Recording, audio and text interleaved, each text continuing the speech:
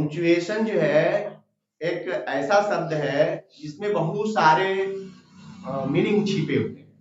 Punctuation माने इसको कह लो विराम चिन्ह, कुछ ऐसे जो है मार्क्स जो लिखने के लिए इंपॉर्टेंट होते हैं। लिखने में यदि हम उनका प्रयोग नहीं करेंगे तो उस वाक्य पर प्रभाव पड़ता है, उसका अर्थ ही बदल जाता है।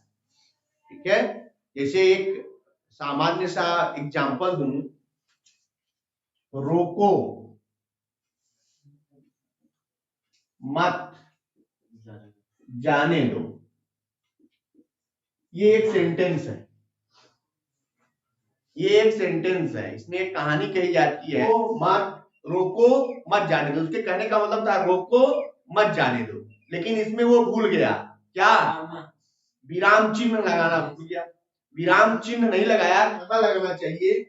अब जैसे इसमें कहा जब ये लिख कर दिया तो उनको विराम चिन्ह लगाना था, रोको मत जाने दो। तो जब बीरबल ने देखा इसको कि वाह, तो बीरबल ने गलती पकड़ ली, क्योंकि बुद्धिमान बहुत थे। उन्होंने गलती पकड़ी और उनको अंदर जाना था, तो उन्होंने किया क्या कि उस पर अपनी कलम निकाली और देखते ही देखते उन्होंने एक छोटी सी मार्क कर दी और उन्होंने उसको समझाया कि आप बेवकूफ हो, तुम इसको पढ़ो, तुम क्या है। राजा ने क्या लिख कर दिया, मीनिंग क्या है, इसको पढ़ के बताओ। आप बताइए इसको क्या हो गया, रोको मत जाने दो। क्या इसमें साफ साफ लिखा है कि रोको मत जाने दो, और तुम जो है यहाँ रोक कर खड़े हुए हो। राजा ने एक गलती की थी, जब वो अंदर पहुंचा तो वो बताया उसने, यानी कहने का मतलब ये कहानी बनाई गई एक तरह से, लेकिन ये बात समझने की है कि एक कॉमा क्या है, वो कितना इंपॉर्टेंट। यदि ये स्थान बदल दे तो पूरे वाक्य का अर्थ बदल जाता है। रोको मत जाने दो, रोको मत जाने दो, ये केवल कॉमा का कितना इंपॉर्टेंट है, इंपॉर्टेंट यूज है। इसीलिए मैं बार बार कहता हूं क्या, हर एक चीज कॉमा एक माध्यम बनाया मैंने। जितने मार्क्स हैं उन सारे मार्क्स को हमें बहुत ध्यान से प्रयोग करना है। किसमें, आंसर लिखते समय।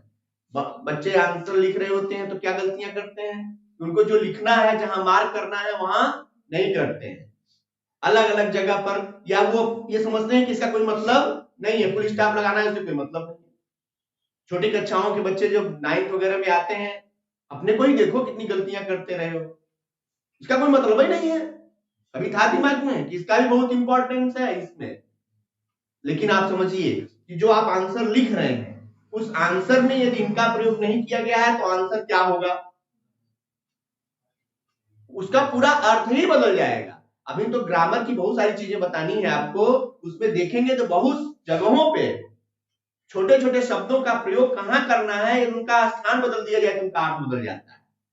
इसलिए पंक्चुएशन एक इंपॉर्टेंट पार्ट है। इसीलिए हाई स्कूल में पंक्चुएशन 2 नंबर का स्पेशल क्वेश्चन बोर्ड परीक्षा में, कि आपको पंक्चुएशन का मतलब पता है अथवा नहीं, अन्यथा आपकी जो लेखनी है या जो लिख रहे हैं वो क्या होगी, गलत हो जाएगी। पॉइंट समझ में आ रही है। तो आइए हम देखते हैं कि इसमें पंक्चुएशन में कौन कौन से शब्द आएंगे या कौन कौन से मार्क्स आएंगे। ठीक है, पंक्चुएशन में मार्क्स कौन कौन से आएंगे। तो पंक्चुएशन लिखने के लिए आपको मार्क्स लेना है। सबसे पहले कुछ विराम चिन्हों को हमें देखना है, जिसमें पहला नंबर पर आएगा फुल स्टॉप। फुल स्टॉप का चिन्ह, सब पहले तो आपको चिन्ह आना चाहिए। अंग्रेजी में फुल स्टॉप बिंदी, अंग्रेजी में फुल स्टॉप क्या है, ये बिंदी ही जो है ये फुल स्टॉप का मार्क है। अभी इसको पढ़ेंगे कि ये फुल स्टॉप कहां कहां लगता है। ठीक है, दूसरे नंबर पर है कॉमा। दूसरा क्या है, कॉमा। कॉमा यानी, अरे भाई कॉमा अभी ऊपर मैंने बताया भी, कॉमा नीचे लगता है ना। कॉमा और एपॉस्ट्रॉफी, इन दोनों को समझिए कि कॉमा भी इसी तरह लगता है, एपॉस्ट्रॉफी भी इसे ही लगता है, लेकिन कॉमा नीचे लगता है, एपॉस्ट्रॉफी ऊपर लगता है। इसको एपॉस्ट्रॉफी एस लगाना है, कहा जाता है ना। एपॉस्ट्रॉफी बहुत इंपॉर्टेंट है, जैसे एब्रिविएशन बनता है वहां एपॉस्ट्रॉफी लगता है। इजंट, हैजंट, डजंट, डोंट, आता है ना। तो ये जो है जब ऊपर की ओर हो जाता है तो इसी को क्या कहते हैं, एपोस्ट्रोफी। नीचे की ओर है जिसको क्या कहते हैं, कॉमा, अर्धविराम। हिंदी में इसको क्या कहते हैं, अर्धविराम। इसको क्या कहते हैं, पूर्ण विराम। हिंदी में भी समझिए इसको, तो भाई हिंदी भी तो लिखते हैं आप, हिंदी में भी इनका वही इंपॉर्टेंस, ऐसा नहीं कि केवल अंग्रेजी में ही है। इनको आपको हर एक वाक्य को लिखने में इनकी सावधानी बरतनी होगी। तीसरे नंबर पर है question mark. Yes, question mark. Question mark क्या है, ये देखिए क्वेश्चन मार्क, इसको इंट्रोगेशन मार्क भी कहते हैं ना। क्वेश्चन मार्क कहां कहां लगता है, 60 में भी समझते रहे। क्वेश्चन मार्क कहां कहां लगता है, अबे इंट्रोगेटिव सेंटेंस में सीधा सीधा ये इंट्रोगेटिव सेंटेंस लगता है। इंट्रोगेटिव के वाक्य दो तरह के बनते हैं, जिसमें एक हेल्पिंग वर्ब से शुरू होता है और एक क्वेश्चन वर्ड से शुरू होता है। तो अभी इसको हम डिटेल पढ़ेंगे, ठीक है। Question number, sorry, next 4 number पे आएगा quotation mark. Quotation mark, QUOTATION, quotation mark. Quotation mark क्या होता है, हाँ ये जिसको हम इन्वर्टेड कामा भी कहते हैं, यहाँ इन्वर्टेड कामा भी लिख लीजिए, इन्वर्टेड कामा है कि नहीं, ये हो गया इन्वर्टेड कामा। इन्वर्टेड कामा यानी दो बीच में कुछ लिखा रहेगा और ये इन्वर्टेड कामा ऊपर लगाया जाता है। एक तरफ इन्वर्टेड कामा खुलता है, दूसरी तरफ इन्वर्टेड कामा बंद होता है। इसीलिए जब आप डायरेक्ट इनडायरेक्ट स्पीच पढ़ते हैं तो आता है ना, कामा फिर इन्वर्टेड कामा ओपन, फिर अंत में कहा जाता है इन्वर्टेड कामा क्लोज्ड। ठीक है, ये हो गया आपका 5 नंबर पे है एपोस्ट्रोफी।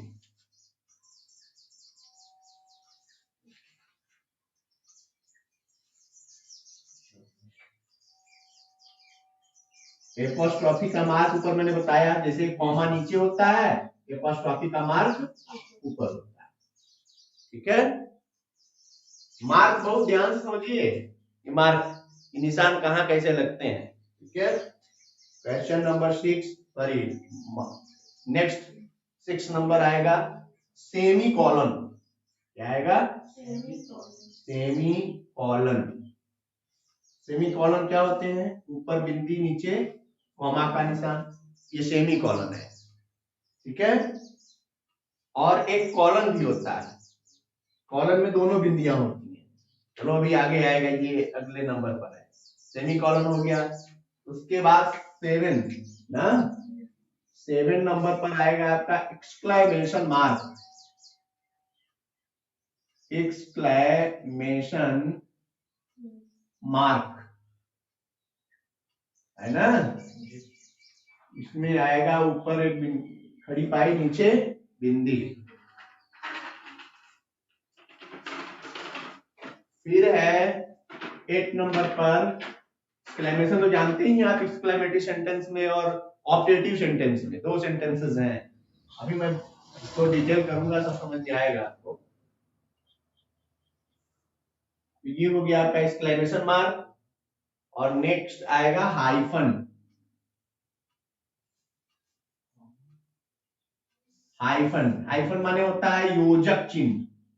हाइफन यानी योजक चिन्ह। योजक चिन्ह मतलब कहां लगता है बताइए, कोई शब्द बताइए, जैसे माता पिता लिखते हैं, बीच में एक लाइन रहती है, उसी को कहते हैं क्या, योजक चिन्ह। और एक होता है डैश, देखो ध्यान से समझना, एक डैश भी होता है इसी तरह का।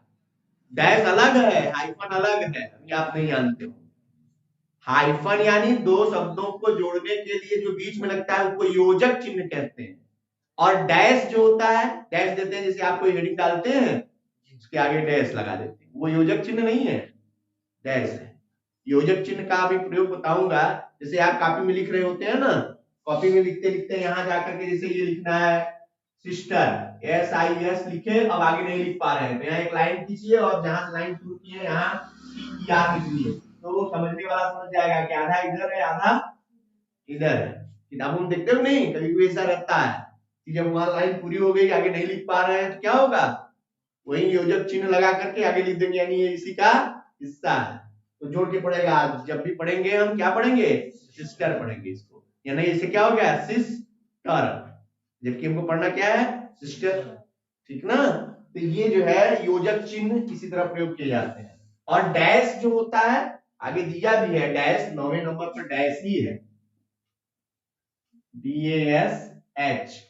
ये डैश जो होता है ये थोड़ा बड़ा होता है, डैश क्या होगा योजक चिन्ह से बड़ा होता है, बस यही है, सेम है, थोड़ा डैश जो है डैश से वो योजक चिन्ह से डैश बड़ा होगा, ठीक है। उसके बाद आएगा आपका कॉलन, 10 नंबर पर क्या है कॉलन। कॉलन कैसे लगता है, 2 बिंदु से, जिसको संस्कृत में विसर्ग कहते हैं, सह सह होता है नहीं होता है, वही है ये कॉलन, अंग्रेजी में क्या है ये कॉलन।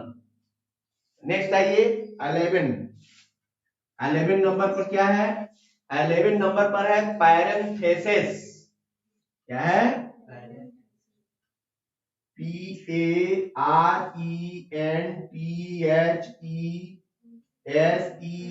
पैरेंथेसिस। पैरेंथेसिस क्या होता है, अरे भाई ब्रैकेट्स, एक बड़ा ब्रैकेट और एक छोटा ब्रैकेट होता है, तो पैरेंथेसिस जो है जैसे ये एक बड़ा ब्रैकेट और इसके अंदर एक छोटा ब्रैकेट, ऐसे बना दें, ऐसे ही, तो ये क्या है पैरेंथेसिस, ठीक है, इन्हीं को पढ़ना है। इसके अलावा एक होगा आपका, इसी में मैं डाल दे रहा हूं, capital letter, capital letter, capital letter भी ध्यान देना है। कैपिटल लेटर तो समझ रहे हैं आप, ABC कैपिटल में लिखना है, यानी A to Z कैपिटल, बड़ा इंपॉर्टेंट है ये कि कौन कौन सी चीजों को हमको कैपिटल से ही लिखना है, स्मॉल से नहीं लिखना है, ये सब ध्यान देना है, ठीक है। क्लियर हो गया ये पंक्चुएशन आपका, पंक्चुएशन यानी इनको कह लो चिन्ह, क्या कहेंगे पंक्चुएशन यानी चिन्ह, इसको विराम चिन्ह भी कह सकते हो, यानी ये चिन्ह ही है एक तरह के। और विराम चिन्ह का मतलब, अब तो विराम चिन्ह कहेंगे तो फुल स्टॉप का पूर्ण विराम, कॉमा, अर्ध विराम, हाँ इनको विराम चिन्ह ही कहो, पूरा कह लो इसको क्या विराम चिन्ह, पंक्चुएशन, ठीक ना। जितने भी विराम चिन्ह हैं वो सब पंक्चुएशन है, और पंक्चुएशन के मार्क ये हैं जिनको आपको समझना है, ठीक है।